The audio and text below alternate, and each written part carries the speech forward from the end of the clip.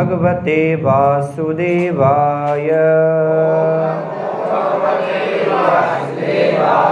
ओम नमो भगवते वासुदेवाय।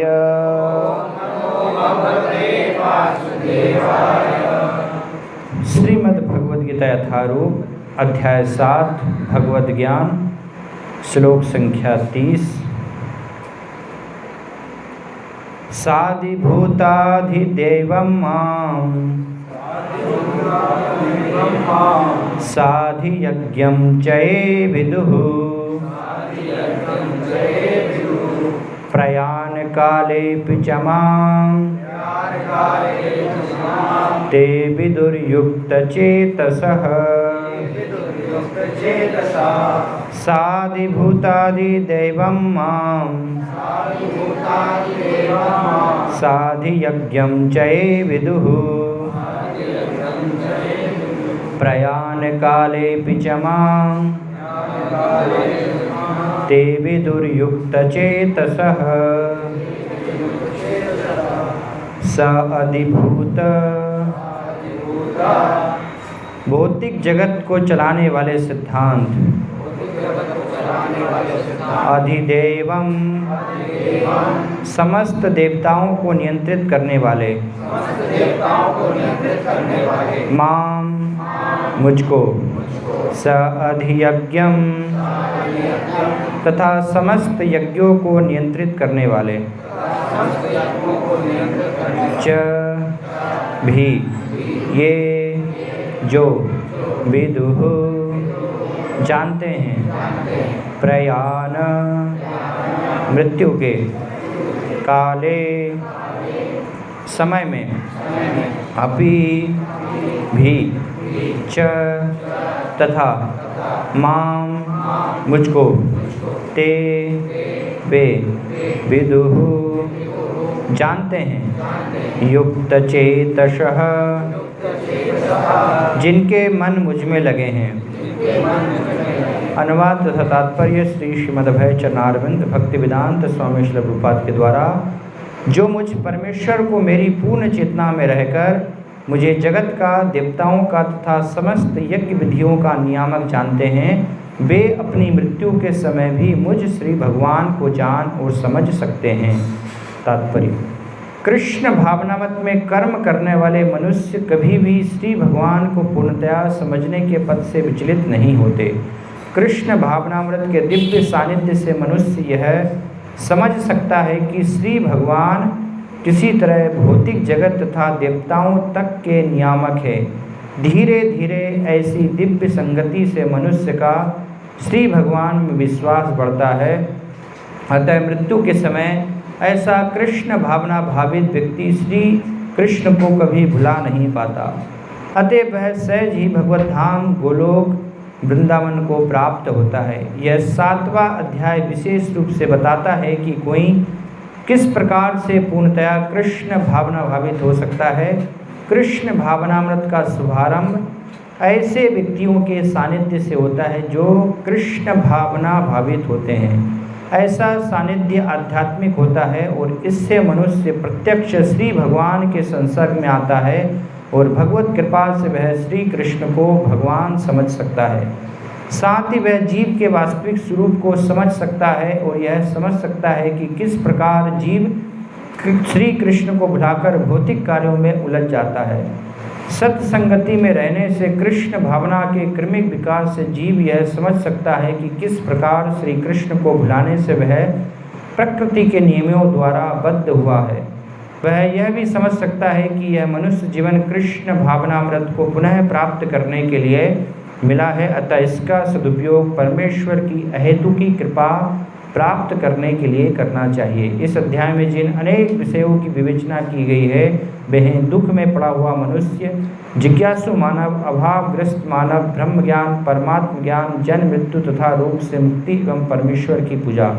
किंतु जो व्यक्ति वास्तव में कृष्ण भावनामृत को प्राप्त है वह विभिन्न विधियों की परवाह नहीं करता, वह सीधे कृष्ण भावनामृत के कार्यों में प्रवृत्त होता है और उसी से भगवान श्री कृष्ण के नित्यदास के रूप में अपनी स्वाभाविक स्थिति को प्राप्त करता है।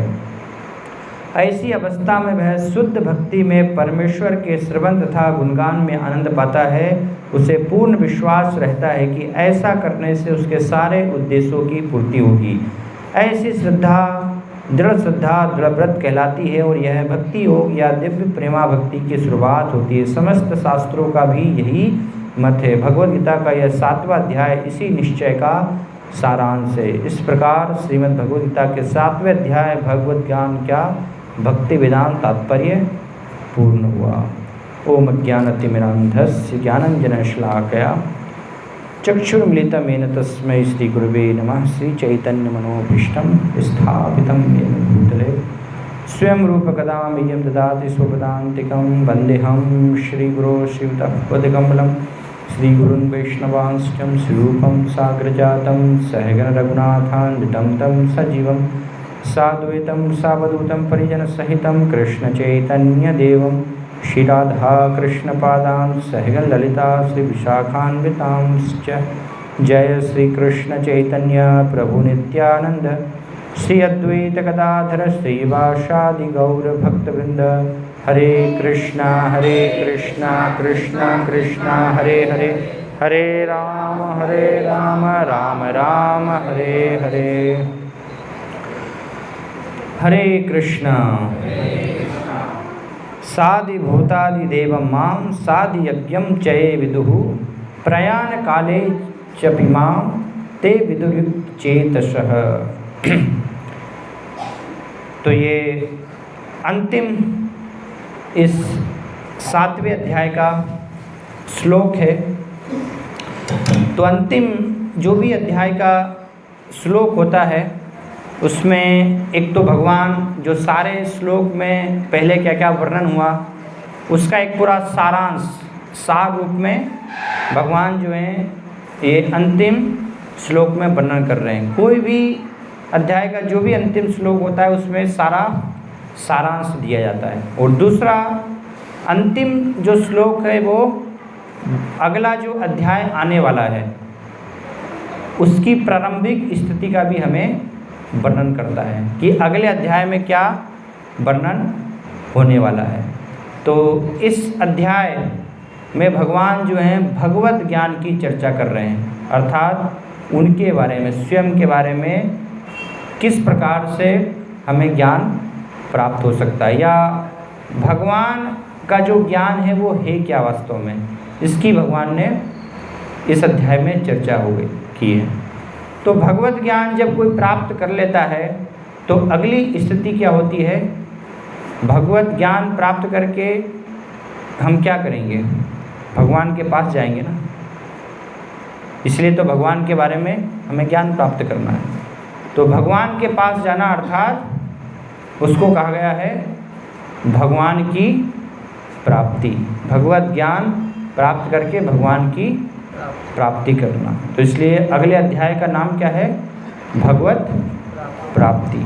इस अध्याय में भगवान ने भगवत ज्ञान दिया, अगले अध्याय में भगवत प्राप्ति उसके बारे में वर्णन करेंगे। तो सार रूप में इस श्लोक में भी यहाँ पर वर्णन कर रहे हैं कि किस प्रकार से कोई व्यक्ति भगवत प्राप्ति कर सकता है। तो उसके लिए जो प्रोसेस है वो प्रोसेस प्रक्रिया भगवान यहाँ पर इस श्लोक में बता रहे हैं। क्या बता रहे हैं, प्रयाण काले पिचमाम ते विदुर्युक्त चेतसः। जो युक्त चेतस है अर्थात प्रयाण काले मतलब जब अंतिम समय में हमारे शरीर से ये आत्मा जो है प्रयाण कर जाएगी, निकल जाएगी, जब हम शरीर को छोड़ने वाले होंगे, तब भगवत ज्ञान के द्वारा जिसने भगवत ज्ञान प्राप्त किया है या उसका अपने जीवन में अभ्यास किया है तो उसके द्वारा जो विदुर युक्त चेतस है अर्थात जान करके समझ करके भगवान को समझ करके युक्त चेतस है, उनके साथ युक्त अर्थात जुड़ा हुआ, भगवान के साथ जिसका संबंध है, भगवान से जो जुड़ा हुआ होगा तो क्या होगा कि वो भगवान के धाम जाएगा अंतिम समय में। ये इसके बारे में भगवान बता रहे हैं। अर्थात तो इसलिए आगे के अध्याय में भगवान क्या बताएंगे, इसी का जो है यहाँ पर जो भगवान बता रहे हैं, इसी का प्रारंभ में भगवान वर्णन करेंगे। वहाँ पर भगवान बता रहे हैं कि जो अंतिम समय मेरा स्मरण करता है, अंत काले च मामेव स्मरण मुक्ता कलेवरम यह प्रयाति समद्भावम नासि यातस्त्र संशय, कि जो अंत समय में अर्थात मृत्यु के समय मेरा स्मरण करते हुए, अंत काले च मामेव स्मरण मुक्ता कलेवरम, ये कलेवर अर्थात जो देह को त्याग करेगा, कैसे? भगवान का स्मरण करते हुए। तो इसमें कोई संशय नहीं है कि वो मेरे धाम को प्राप्त करेगा। भगवान ये गारंटी दे रहे हैं। लेकिन उसका तरीका क्या है, उसकी प्रक्रिया क्या है कि भगवान का हमें अंतिम समय में स्मरण होना चाहिए। और ये सबसे कठिन कार्य है कि मृत्यु के समय भगवान का स्मरण हो। इतना आसान नहीं है, क्योंकि मृत्यु के समय जो है सारे संसार की चीज़ों के स्मरण होंगे। जो भी हमने कुछ संसार में किया है वो सब एक के बाद एक सारी चीज़ें आएंगी। तो उस स्थिति में भगवान का स्मरण हो वो संभव नहीं है।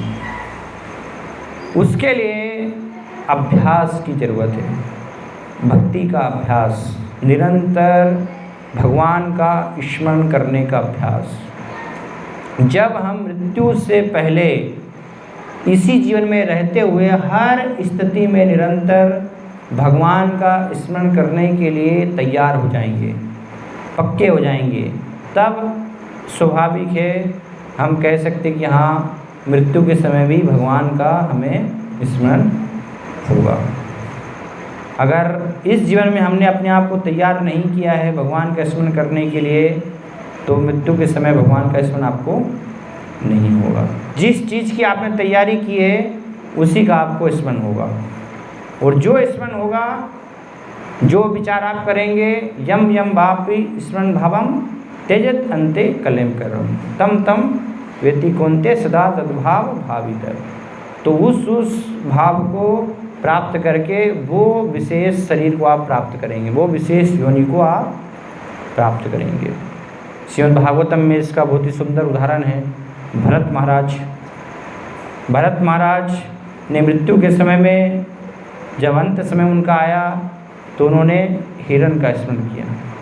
उनको हिरण की जो है ध्यान रहा, उसी की याद आ रही थी, और उसी स्थिति में हिरण का चिंतन करते उन्होंने अपने प्राण त्याग कर दिए। तो अगला जीवन उनको क्या प्राप्त हुआ? हिरण का मिला।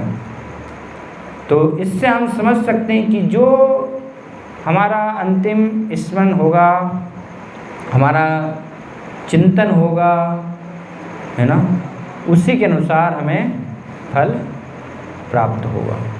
अगर भगवान का स्मरण करेंगे तो जन्म मृत्यु के चक्र से मुक्त होकर के भगवान के धाम जाएंगे। तो कैसे हमें भगवान का स्मरण हो, उसके लिए जो अभ्यास है, जिससे कि हम मृत्यु के समय जो कठिन हमारी परीक्षा होने वाली है उसमें हम भगवान का स्मरण कर पाएँ, तो उसके लिए कैसे हम अपने आप को तैयार करें। पूरा जीवन जो है वो किसके लिए है? ये तैयारी के लिए।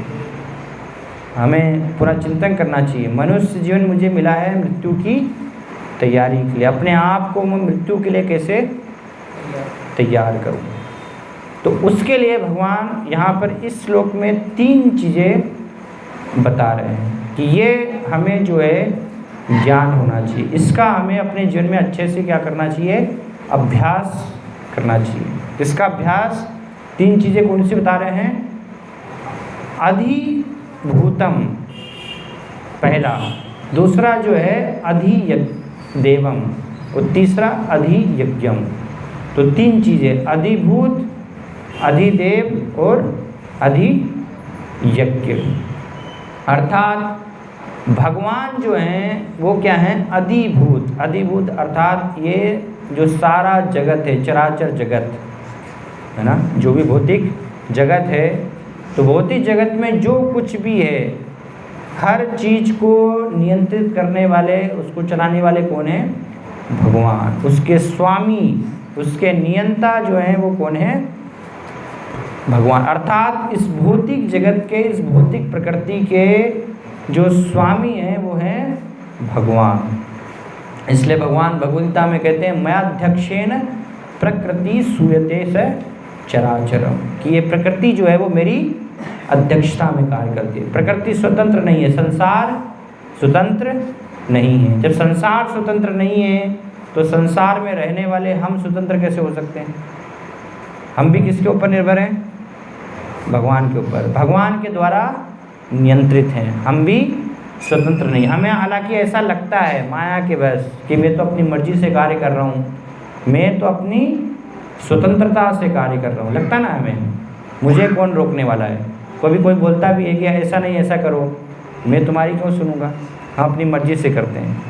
तो हमें क्या लगता है, देखो मैंने किसी की मानी नहीं, मैंने अपनी मर्जी से कार्य किया, मैं स्वयं अपनी इच्छाओं का मालिक हूँ। नहीं, कुछ भी मालिक नहीं हो तुम।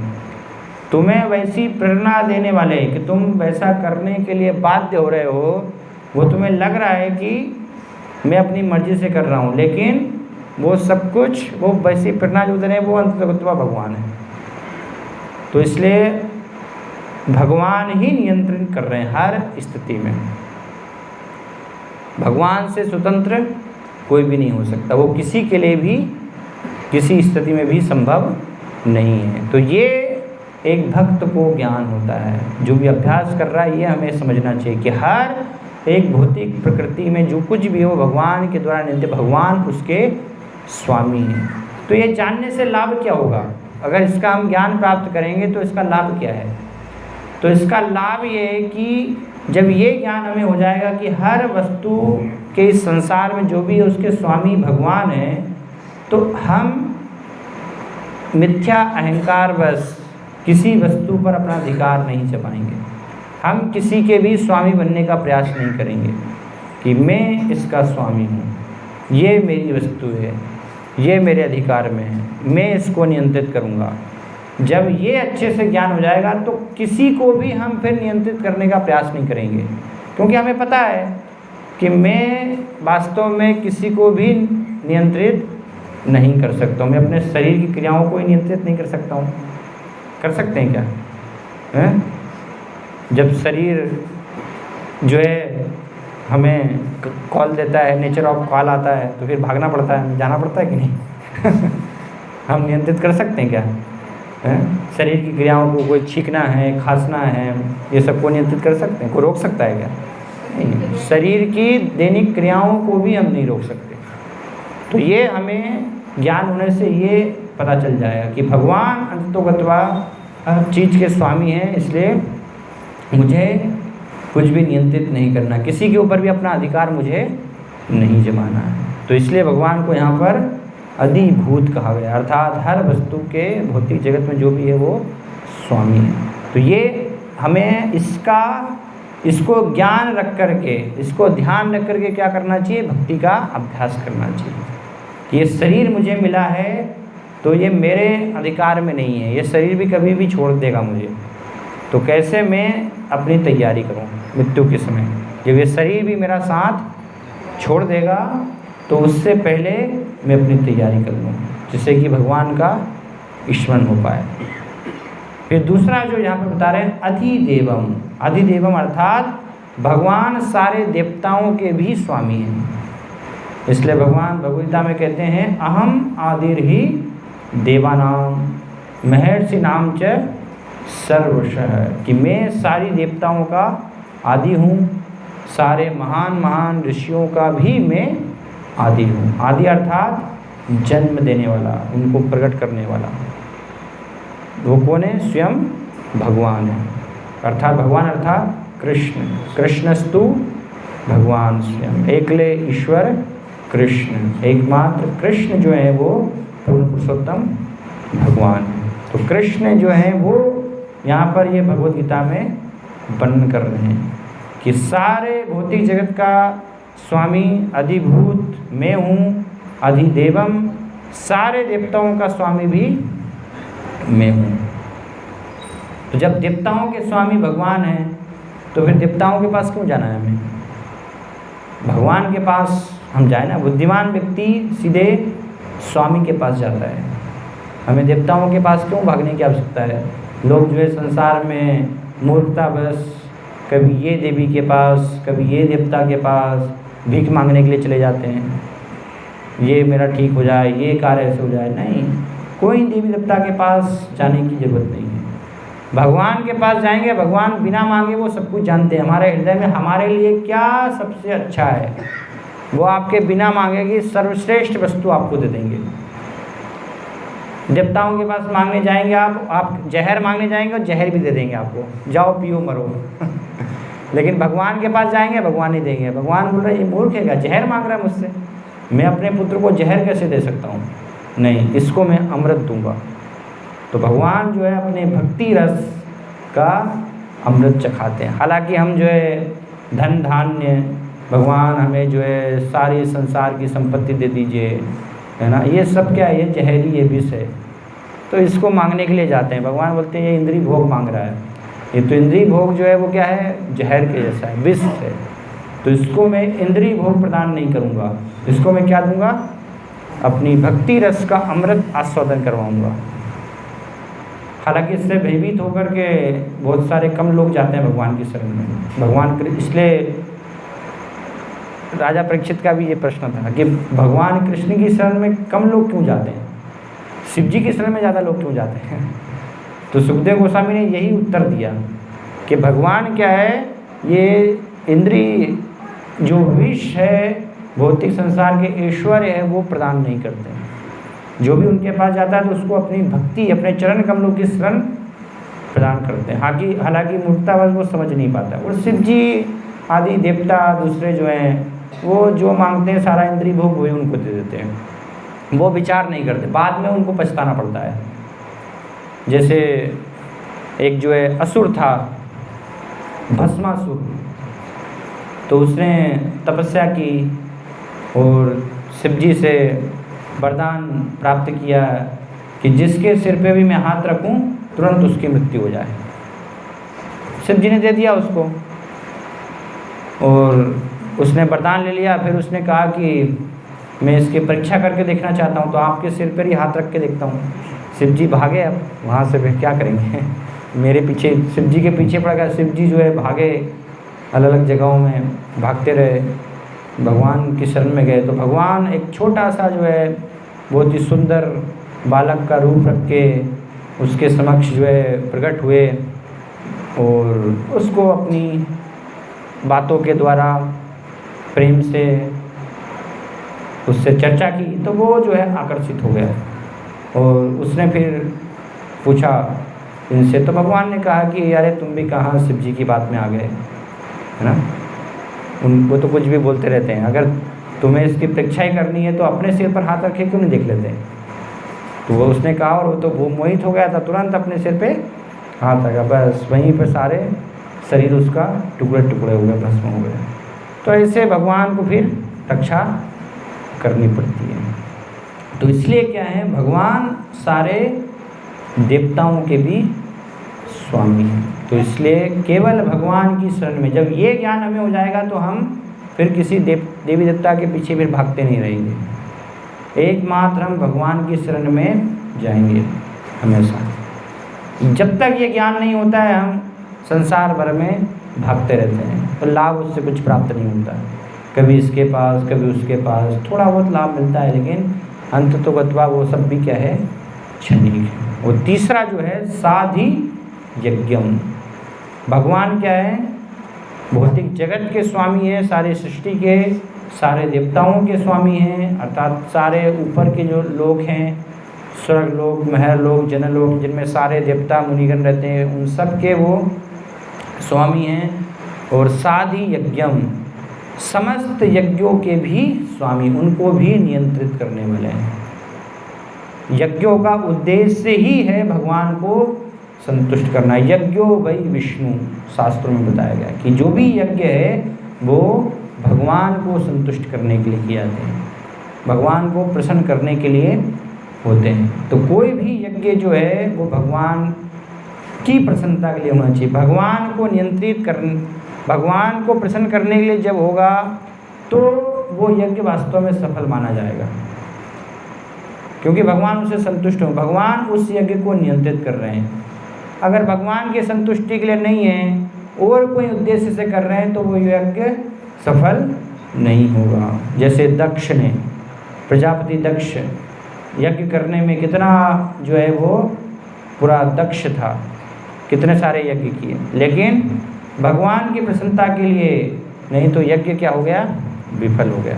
अगर उद्देश्य थोड़ा सा कुछ अलग हो जाएगा तो वो यज्ञ फिर विफल हो, क्योंकि उस यज्ञ को नियंत्रित करने वाले यज्ञ के स्वामी भी भगवान हैं।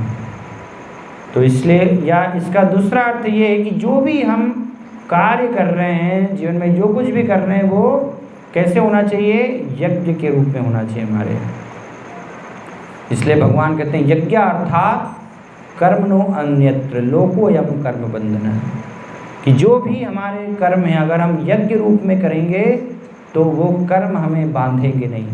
यज्ञ रूप में अर्थात जब भगवान को संतुष्ट करने के लिए करेंगे, भगवान को प्रसन्न, उनका एकमात्र उद्देश्य क्या होगा, भगवान की प्रसन्नता, ना कि स्वयं की प्रसन्नता, ना कि हमारा उसमें इंद्रिय भोग निहित है। तो हर कर्म, हर कार्य जो भी हम कर रहे हैं वो भगवान को संतुष्ट करने के लिए अगर कर रहे हैं तो उसको क्या कहा जाएगा, उसको यज्ञ कहा जाएगा, यज्ञ रूप में कार्य। तो वो कर्म जो है वो क्रियाएं फिर हमें बांधेंगी नहीं, उससे हम मुक्त होंगे, इस कर्म के बंधनों से छूटेंगे। तो इसलिए ये भी हमें समझ होनी चाहिए, साधि यज्ञम, कि सारे जो हैं यज्ञों के भोक्ता, इसलिए भगवान को 6वें अध्याय में बताया गया भोक्ता राम यज्ञ तपसाम, कि सारे जो हैं यज्ञों के भोक्ता स्वामी वो भगवान हैं, वो मैं हूँ। तो ये 3 चीज़ों को ध्यान में रख कर के, ये ज्ञान प्राप्त करके हमें क्या करनी है, अपनी साधना करनी है, तैयारी करनी है। और ये तैयारी कैसे होगी, उसके लिए श्रील प्रभुपाद जो है तात्पर्य में सबसे महत्वपूर्ण भक्ति के अंग का वर्णन कर रहे हैं। वो है महत्वपूर्ण अंग, भगवान के भक्तों का संग, साधु संग। बिना भगवान के भक्तों के संग के ये ज्ञान ना तो हम जान सकते हैं, ना इसको समझ सकते हैं, ना इसको प्राप्त कर सकते हैं। तो भगवत ज्ञान अगर हमें प्राप्त करना है तो वह भक्तों के संग के द्वारा होगा। कैसे भक्तों के संग के द्वारा होगा, जब हम भक्तों से सुनेंगे, श्रवण करेंगे। तो भागवतम में बताया गया है प्रविष्ट कर्णरंध्रेण, कि जब हमारे कानों के माध्यम से भगवान की जो है कथा, जो कि भगवान का शब्दा अवतार है, शब्द के रूप में भगवान का क्या है, अवतार। ये भगवत गीता जो है ये क्या है, भगवान का शब्द के रूप में अवतार है, शब्दा अवतार। ये कोई साधारण पुस्तक नहीं है, स्वयं भगवान से कैसे ये अभिन्न है। भगवत गीता जो है भगवान से स्वयं अभिन्न है। तो इसलिए प्रविष्ट कर्णरंध्रेण, जब हमारे कानों में जो है भगवान के शब्द रूपी अवतार ये प्रवेश करते हैं, भक्तों के संग के माध्यम से, भक्तों के द्वारा सुनने के माध्यम से, तो उसका फल क्या होता है, स्वानाम भाव सरोरुहम, हमारे जो हृदय में भगवान के प्रति भाव प्रकट होते हैं। भगवान ये शब्द रूपी अवतार जो है कानों के माध्यम से हमारे हृदय में स्थापित हो जाते हैं, अर्थात भगवान कान के माध्यम से भी कहाँ गए, हृदय में आ गए। तो हृदय जो है वो क्या है, एक घर के जैसा है ना।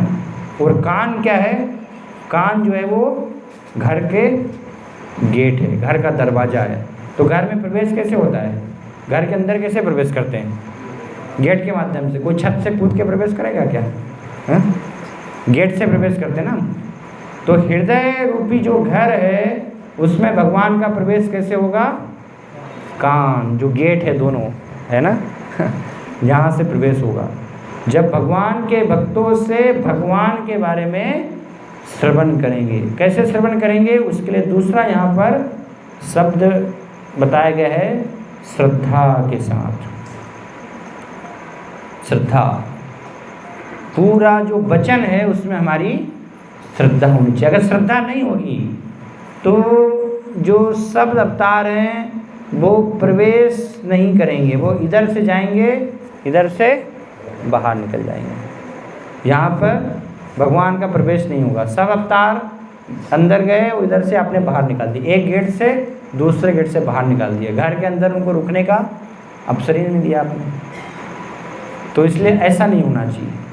तो जब श्रद्धा होगी हमारी तो क्या होगा, अगर कोई व्यक्ति को किसी ने आपने बुलाया घर में और श्रद्धा सम्मान नहीं है आपका, अरे हाँ बस आ जाना है यार, कोई उसका सम्मान नहीं करे तो वो बैठेगा आपके घर में, रुकेगा क्या? वो आ भी गया तो तुम्हारे क्या यार ये व्यक्ति कोई सम्मान, चलो मैं नहीं रुकूंगा, मैं जाता हूँ, तुरंत निकल जाएगा ना, चला जाएगा वो।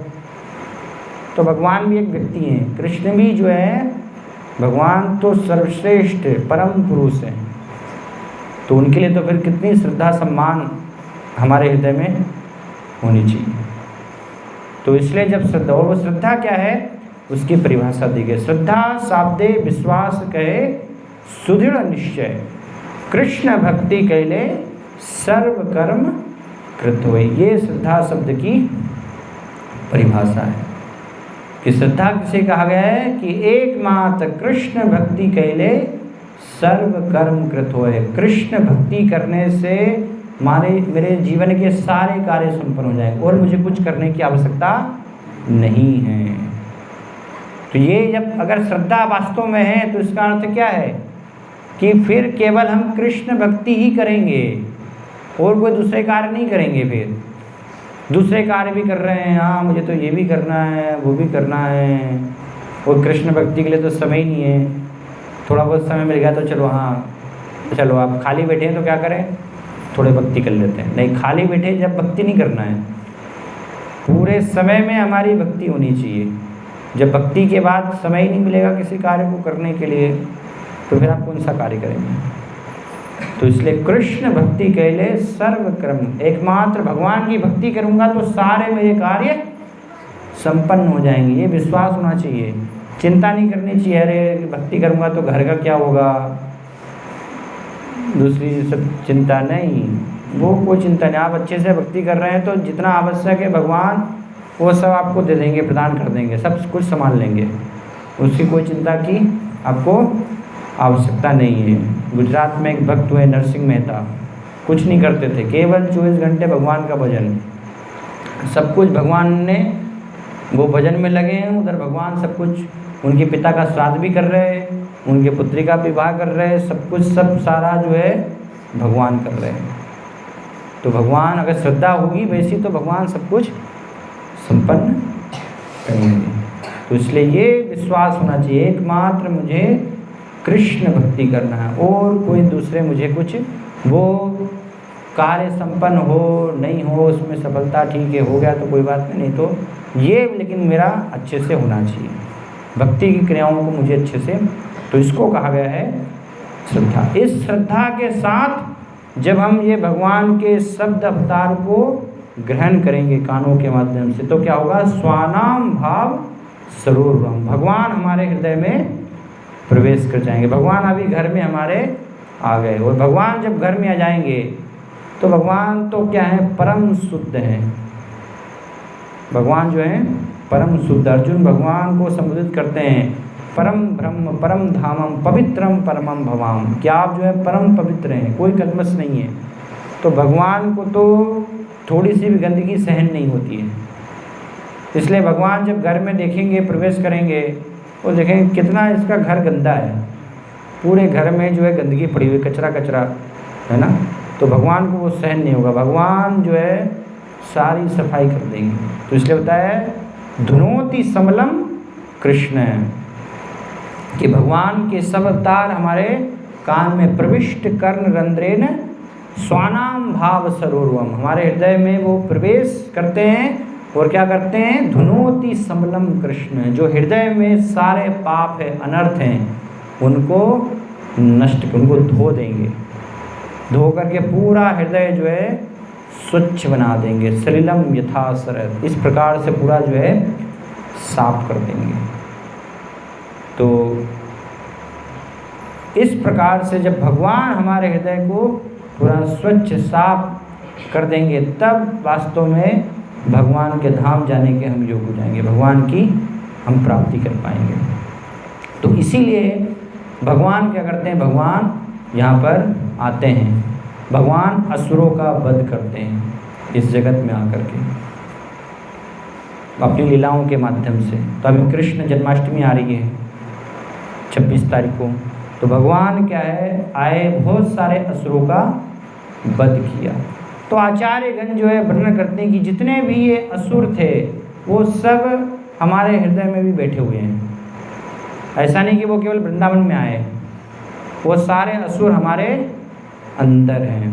तो हमें उन असुरों को नष्ट करना है। एक एक असुर जो है वो एक एक अनर्थों के प्रतीक हैं।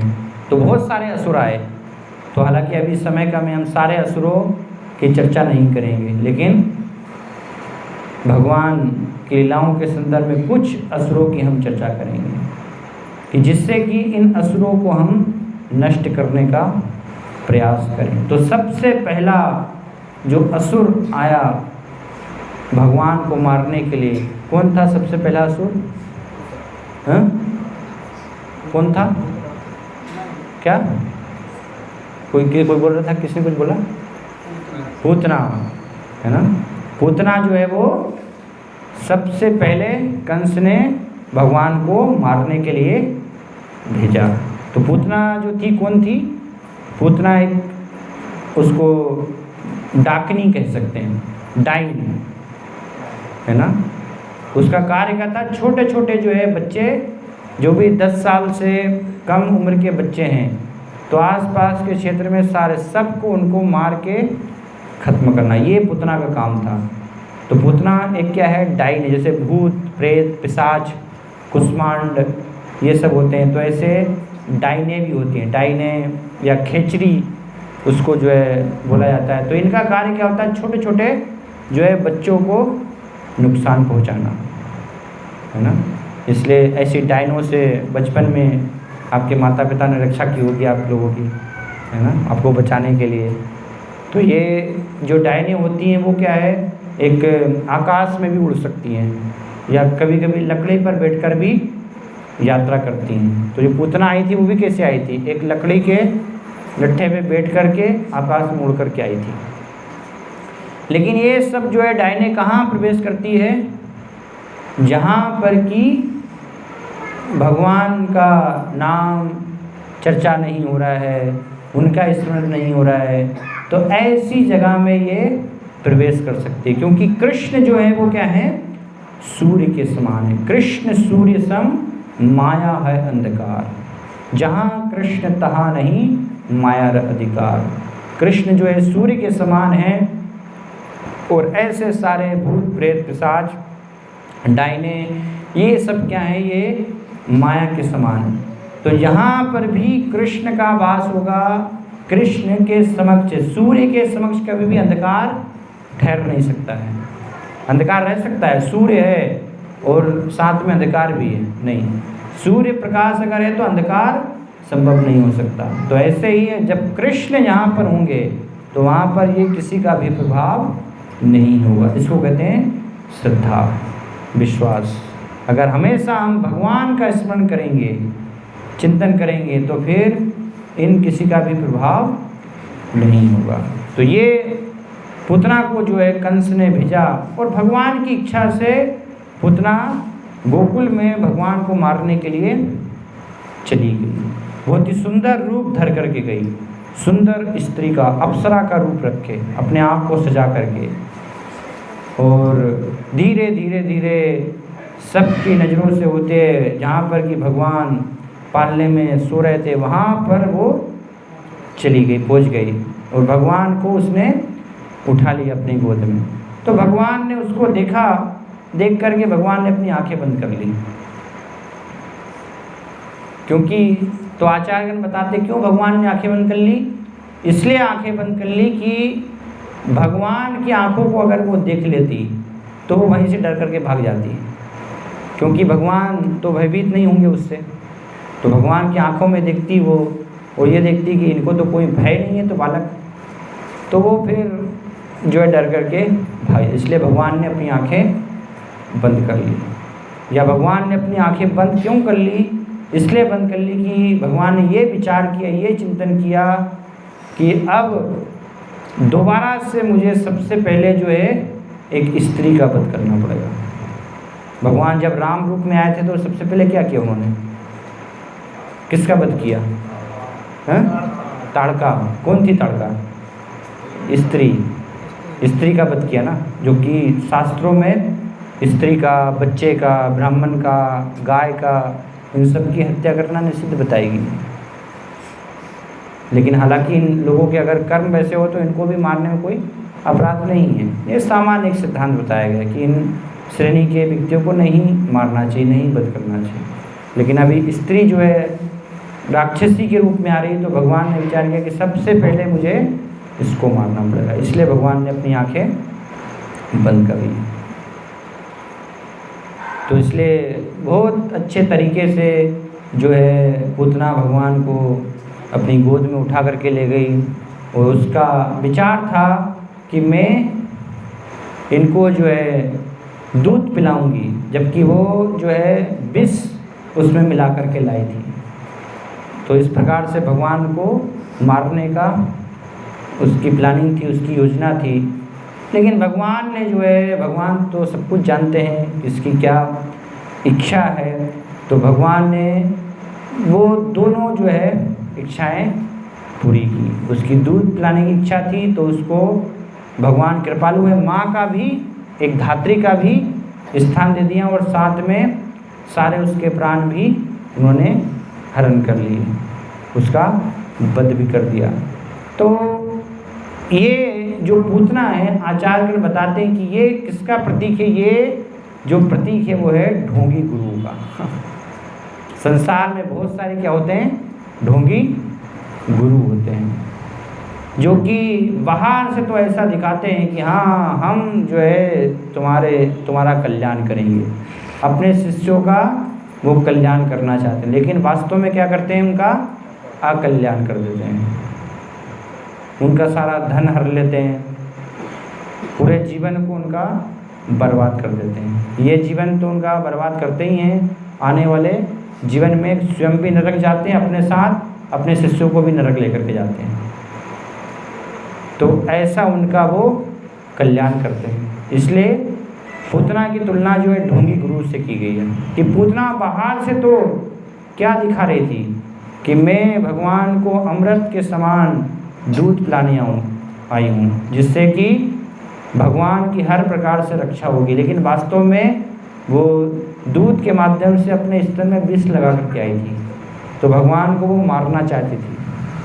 तो ढोंगी गुरु भी ऐसे ही होते हैं, बाहर से तो अपने आप को क्या दिखाएंगे वो कि हम आपका जो है कल्याण करना चाहते हैं, हमसे दीक्षा ले लो, हमारे पास आकर के मंत्र ले लो, लेकिन उसके बदले आपका धन भी दे दो हमें, तो सब आपका धन हर लेंगे, और ना तो आप भगवान के पास जा पाएंगे, ना कुछ होगा, ना स्वयं अपने आप को ही वो भगवान बताएंगे। तो ये जो है पूतना जैसे जो भी होते हैं गुरु, वो क्या है? ढोंगी गुरु, बाहर से वो ढोंग दिखाने का प्रयास करते हैं। तो इसलिए हमें भी ये असुर को नष्ट कर, वो हमारे अंदर भी हो सकता है। अभी आपको गुरु बना दिया जाए, कौन गुरु बनना नहीं चाहेगा? हैं? कोई बोलेगा मना नहीं, मैं नहीं गुरु बनूंगा, भले हमारे अंदर योग्यता नहीं है। हाँ, बिठा देंगे तो हाँ हम भी तैयार हो जाएंगे, अरे आ जाओ, चलो 50 लोग मुझसे लेना चाहते तो अरे मैं दे देता हूँ दीक्षा।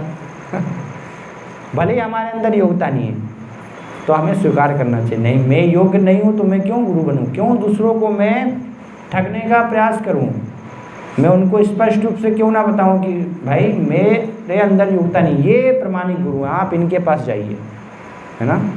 तो हमारा कार्य वो होना चाहिए, ना कि हाँ सब लोग आ रहे हैं अज्ञानता, मैं स्वयं ही गुरु बन बैठूँ उनका, तो फिर क्या हो जाएंगे? हम भी ढोंगी हो जाएंगे। तो इसलिए ढोंगी गुरु हमें नहीं बनना चाहिए। फिर दूसरा जो असुर आया, कौन था दूसरा असुर? पूतना के बाद कौन आया? हैं? नहीं, बकासुर है? नहीं, पूतना के बाद आया सक्टासुर। कैसे आया सक्टासुर? सक्टासुर कैसे आया था? छकड़े के रूप में ना, सकट, सकट अर्थात गाड़ी, छकड़ा, है ना, तो उसको बोलते हैं सकट। तो उस रूप में भगवान एक बार माता यशोदा ने क्या किया, जो है भगवान कृष्ण को उस सकट के नीचे, एक जो बड़ी सी गाड़ी थी, तो उसमें उसके नीचे उन्होंने भगवान कृष्ण को सुला दिया और फिर अपने कुछ कार्य करने में वो लग गई। तो उसी समय वो सकट के रूप में ये असुर वहाँ पर प्रवेश कर गया और भगवान को उसने वहाँ पर जो है मारने, लेकिन भगवान तो जान गए कि ये असुर है। तो भगवान ने क्या किया, अपने चरण कमल से थोड़ा सा उसको स्पर्श किया और आकाश में इतना ऊपर जो है वो पूरा छकड़ा उछला, सारे उसके टुकड़े टुकड़े हो गए।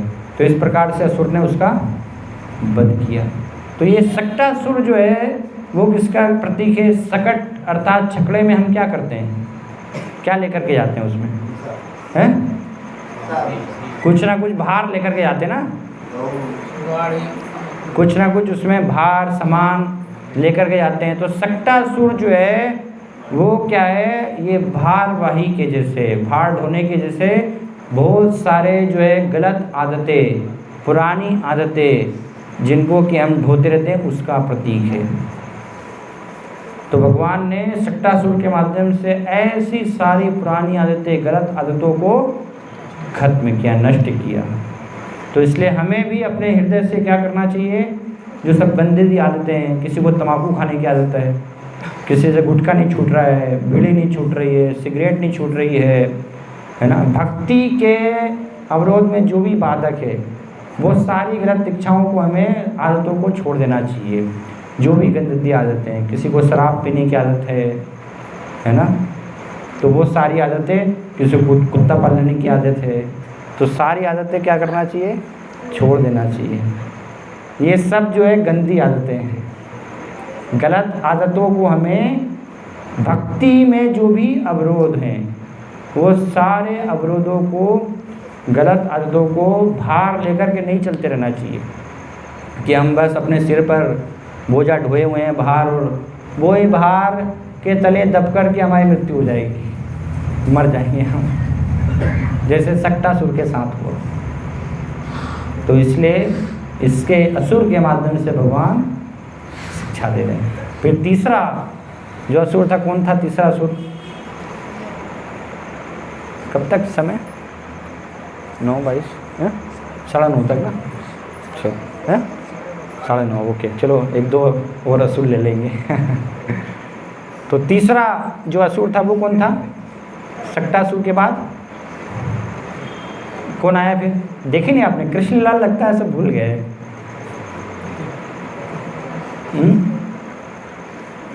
सकटासुर के बाद कौन आया?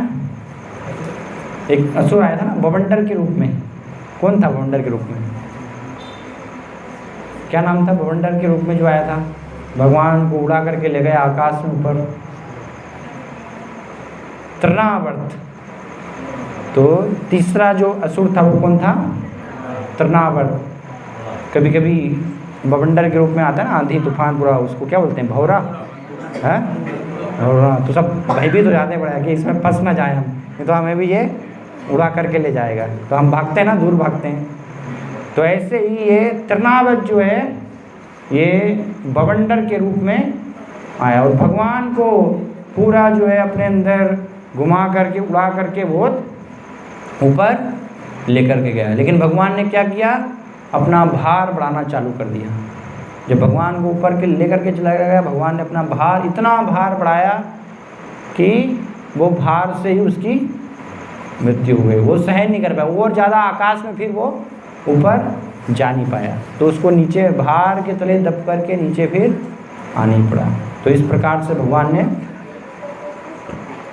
तृणावर्त का वध किया। तो तृणावर्त जो है वो प्रतीक है, किसका प्रतीक है? भौतिक विद्या को ग्रहण करके हम जो है मनोकल्पित अपना ज्ञान प्रदर्शित करना चाहते हैं, या तथाकथित अपना जो पांडित्य प्रदर्शित करते हैं। तो इसका जो प्रतीक था वो था क्या? तृणावर्त।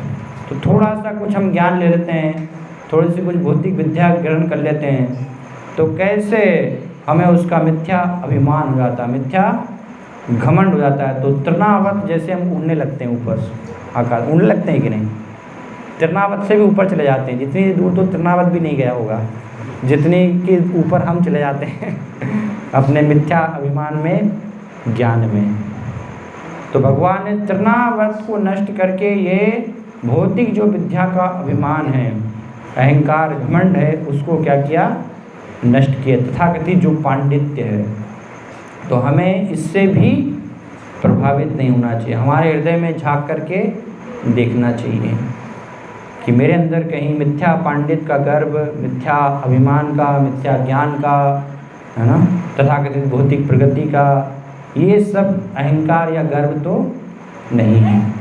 तो ये है, तो इससे हमें अपने आप को बचाना चाहिए, ये सारे अनर्थों को नष्ट। क्योंकि जब तक भौतिक विद्वत्ता, भौतिक विद्या का अभिमान, घमंड, गर्व हमें होगा, तब तक भगवान की शरण में हम नहीं जा पाएंगे।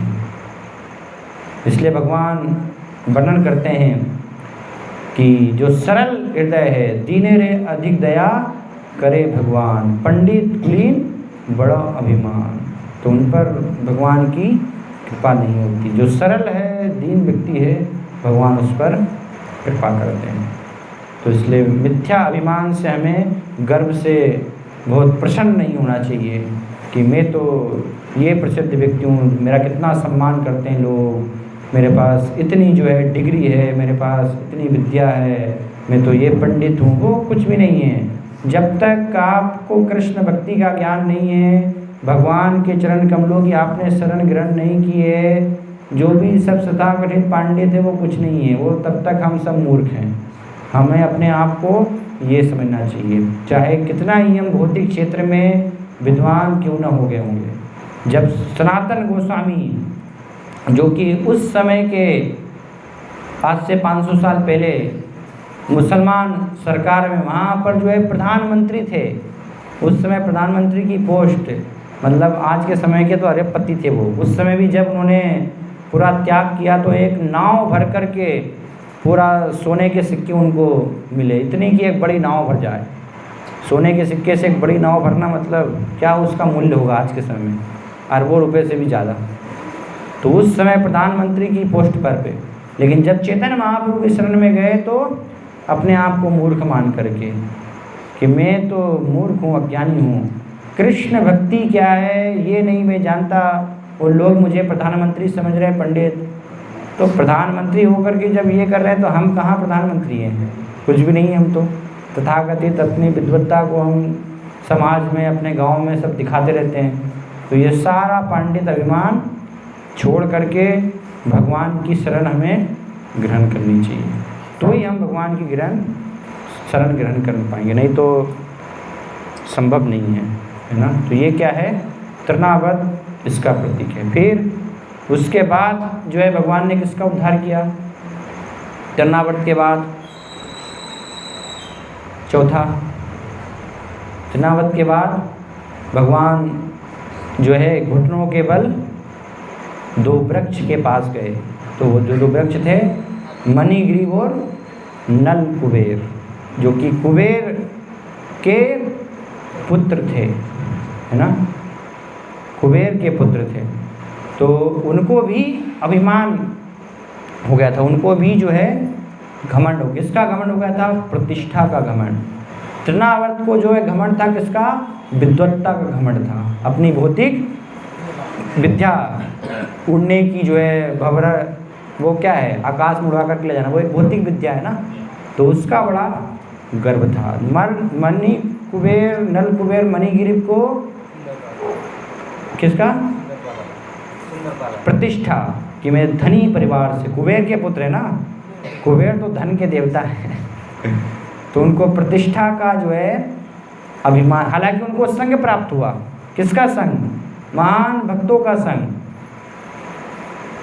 उनको देखिए संग प्राप्त हुआ शिव जी का, कैलाश पर्वत पे जाकर के वहाँ पर उनका आना जाना था। तो शिव जी कौन है, वैश्वा नाम यथा शंभु, शिव जी का। कुबेर स्वयं जो है महान वैष्णव है, भगवान के भक्त हैं। तो कुबेर का भी संग प्राप्त हुआ, साथ में वो स्त्रियों के साथ क्रीड़ा कर रहे थे। कहाँ? गंगा जी में। तो गंगा माता का संग प्राप्त हुआ, जो सबके पाप को नष्ट होने वाली है। लेकिन ये सब संग प्राप्त होकर भी वो क्या कर रहे? गंगा जी में जाकर के वहाँ जो है नंगा नाच कर रहे हैं। तो देखिए आपको अच्छा संग नहीं मिल सकता है तो भी आप जो है सारे गलत कुकर्म करेंगे। तो ये अभिमान में, प्रतिष्ठा के अभिमान में मणिग्रीव और नल कुबेर ने किया, तो भगवान ने उनका भी उद्धार किया, उनका भी कल्याण किया। तो इसलिए हमें अपनी तथाकथित प्रतिष्ठा का भी अभिमान नहीं होना चाहिए। वो प्रतिष्ठा कुछ भी नहीं है, वो एक क्षण में भगवान सब कुछ नष्ट कर सकते हैं, क्योंकि भगवान क्या हैं? अधिभूत। अधिभूत अर्थात हर वस्तु के स्वामी हैं, भौतिक जो भी है भगवान नियंत्रित करने वाले हैं। तो भगवान नियंत्रित करेंगे तो एक क्षण में वो सब कुछ समाप्त कर देंगे। तो इस प्रकार से जो है ऐसे बहुत सारे असुर आए, तो हर असुर हमारे अनर्थों के प्रतीक हैं, है ना। नल कुबेर मणिग्रीव के बाद वत्सासुर, बकासुर, अघासुर, है ना, बगुले के रूप में, अजगर के रूप में, कितने कितने सारे जो है असुर आए। भगवान ने दावानल का पानी किया, है ना, बहुत सारे असुरों का भगवान ने वध किया। तो हर असुर जो है हमारे अनेक अनेक अनर्थों के प्रतीक हैं। तो सब अनर्थों को हमें हटाना, दूर करना है। जब सारे असुरों का वध हो जाएगा, हमारे हृदय से सारे अनर्थ चले जाएंगे, तब हम वृंदावन में प्रवेश कर पाएंगे। वृंदावन में कोई भी आसुरिक बुद्धि से प्रवेश नहीं कर सकता, वहाँ पर उसके लिए ठहरना संभव नहीं है। भगवान के धाम में भक्ति से प्रवेश होता है, ना कि जब तक हमारे हृदय में असुर हैं, कुछ कपट है ना, बेईमानी है, कुजला प्रतिष्ठा, संसार में कुछ भोगों की इच्छाएं हैं, वो सब नहीं। तो भगवान ये लीलाओं के माध्यम से, अपने प्राकट्य के माध्यम से भगवान ये हमें शिक्षा देते हैं कि कैसे हम जो है भक्तों के संग के माध्यम से भगवान को अपने अंदर हृदय में प्रवेश कराएं, उनकी भक्ति में अपने आप को लगाएं, सारे ये गंदे अनर्थों से अपने आप को नष्ट करें, है ना। पूरे हृदय को हमारे सरल हम बना लें, केवल जो एकमात्र भगवान की सेवा में, भगवान के चरण कमलों में समर्पित हो, कोई दूसरा उसका उद्देश्य न रह जाए। हर स्थिति में एकमात्र केवल भगवान की भक्ति। इसलिए एक आचार्य जो है, एक महान भक्त रूप गोस्वामी, वो वर्णन कर रहे हैं, छोनी पतित्वम अथवैकम अकिंचनत्वम नित्यम ददासि बहुमानम अथ अपमानम वैकुंठवासम अथवा नरके निवासम हाँ वासुदेवा मम नास्ति गतिस्त्वदन्या। क्या आप जो है छोनी पतित्वम अथवैकम अकिंचनत्वम, मुझे जो है ब्रह्मा के समान या इंद्र के समान साम्राज्य प्रदान कर दीजिए, या पतित्वम अकिंचनत्वम, चाहे भिखारी बना दीजिए, है ना। छोनी पतित्वम अथवैकम अकिंचनत्वम नित्यम ददासि बहुमानम अथ अपमानम, चाहे तो मुझे सारे संसार का सम्मान दिलवा दीजिए, चाहे सारे संसार के लोगों के द्वारा मेरा अपमान करवा दीजिए। वैकुंठवासम अथवा नरके निवासम, चाहे आप मुझे वैकुंठ में वास दें अथवा नरक में निवास दें। हाँ वासुदेवा मम नास्ति गतिस्त्वदन्या, कि भगवान आपके पास तो हमेशा ये दो ऑप्शन हैं, आप चाहें तो मुझे सम्मान भी दे सकते हैं, मेरा अपमान भी करवा सकते हैं, मुझे इंद्र के समान ईश्वर भी दे सकते हैं, संसार का भिखारी भी बना सकते हैं, वैकुंठ में भी स्थान दे सकते हैं, चाहे नरक में दे सकते हैं। लेकिन मेरे पास तो केवल एकमात्र एक ही कार्य, वो क्या है? हाँ वासुदेवा मम नास्ति गतिस्त्वदन्या, कि हर स्थिति में एकमात्र हे वासुदेव, हे कृष्ण, एकमात्र आप ही मेरे स्वामी हैं और कोई दूसरा नहीं। तो ये हमारे जीवन का हमें लक्ष्य बनाना चाहिए, है ना। हमेशा इसका हमें ये अभ्यास जब करेंगे तो हम तैयार हो पाएंगे मृत्यु के समय। प्रयाण काले जपिमा विदुर युक्त चेत से, मृत्यु के समय भगवान से पूरा घनिष्ठता से युक्त, उस समय फिर गारंटी भगवान का स्मरण होगा, आपको और कोई दूसरा स्मरण नहीं होगा। और इस प्रकार से अगर अभ्यास नहीं है, हमारे अनर्थों को लेकर ही हम चल रहे हैं, अभी जो असुर है उनको ही नहीं हटा पाए हैं सब, तो संभावना है भगवान का स्मरण होगा हमें? नहीं होगा। लिख लीजिए, मैं लिख करके आपको दे देता हूँ, भगवान का स्मरण नहीं होगा मृत्यु के समय। दोबारा से जन्म मृत्यु के चक्र में हमें भ्रमण करना पड़ेगा। तो बहुत कड़ाई से इसलिए ये भक्ति का क्या करना चाहिए, हमें अभ्यास करना चाहिए। अगर इसी जीवन में हम ये हमारे जन्म को सार्थक करना चाहते हैं।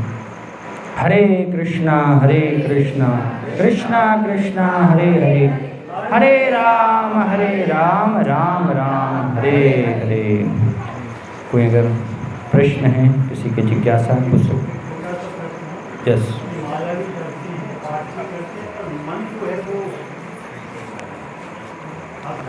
हाँ, तो इसलिए